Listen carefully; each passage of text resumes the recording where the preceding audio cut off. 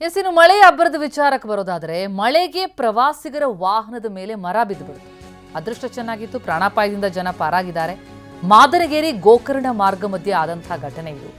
ಗೋಕರ್ಣದಿಂದ ವಾಪಸ್ ಆಗ್ತಾ ಇದ್ರು, ಆ ಸಂದರ್ಭದಲ್ಲಿ ಆಗಿರೋ ಅವಘಡ. ಉತ್ತರ ಕನ್ನಡದ ಕುಮಟಾ ತಾಲೂಕಿನ ಗೋಕರ್ಣದಲ್ಲಿ ನಡೆದಂತಹ ಘಟನೆ ನೋಡಿ. ಅರಣ್ಯ ಇಲಾಖೆ ಸಿಬ್ಬಂದಿ ಮರ ತೆರವುಗೊಳಿಸ್ತಾ ಇದ್ದಾರೆ. ಮರ ಬಿದ್ದ ಪರಿ ನೋಡಿದ್ರೆ ಗಾಬರಿ ಆಗುತ್ತೆ, ಆದರೆ ಅದೃಷ್ಟ ಚೆನ್ನಾಗಿತ್ತು, ಎಲ್ಲರೂ ಪಾರಾಗಿದ್ದಾರೆ. ಪ್ರವಾಸಿಗರ ವಾಹನ ಇದು. ಬಂದಂಥವರು ಸಾಕ್ತಾ ಇದ್ದಂಥ ಸಂದರ್ಭದಲ್ಲಿ ಮರ ಬಿದ್ದು ಬಿಡ್ತು. ಪ್ರಾಣಾಪಾಯದಿಂದ ಪಾರಾಗಿದ್ದಾರೆ. ಈಗ ಮರ ತೆರವು ಕಾರ್ಯ ಭರದಿಂದ ಸಾಗಿದೆ. ಮುಂಗಾರು ಅಬ್ಬರಿಸ್ತಾ ಇದೆ, ಸಾಕಷ್ಟು ಅನಾಹುತಗಳು ಕೂಡ ಸಂಭವಿಸ್ತಾ ಇದೆ. ಗೋಕರ್ಣದ ಬಳಿ ಆದಂತಹ ದೃಶ್ಯ ಇದು. ಗೋಕರ್ಣದಿಂದ ವಾಪಸ್ ಆಗ್ತಾ ಇದ್ರು. ಇನ್ನು ಕೇರಳ ಕರಾವಳಿಗೆ ಮುಂಗಾರು ಪ್ರವೇಶದ ಹಿನ್ನೆಲೆ ಪುತ್ತೂರು, ಬೆಳ್ತಂಗಡಿ, ಸುಳ್ಯ ತಾಲೂಕು ವ್ಯಾಪ್ತಿಯಲ್ಲಿ ಮಳೆ.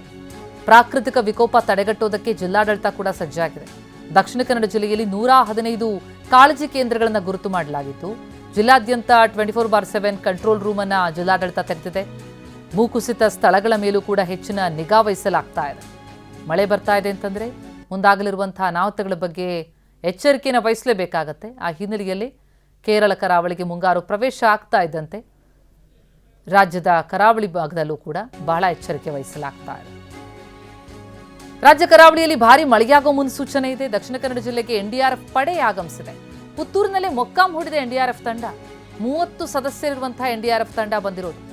ಮಳೆ ಅನಾಹುತವನ್ನು ಎದುರಿಸೋದಕ್ಕೆ ಅಂತ ಎನ್ಡಿಆರ್ಎಫ್ ಪಡೆ ಸಜ್ಜಾಗಿದೆ. ಬೆಂಗಳೂರಿನಿಂದ ಪುತ್ತೂರಿಗೆ ತಂಡ ಆಗಮಿಸಿದೆ.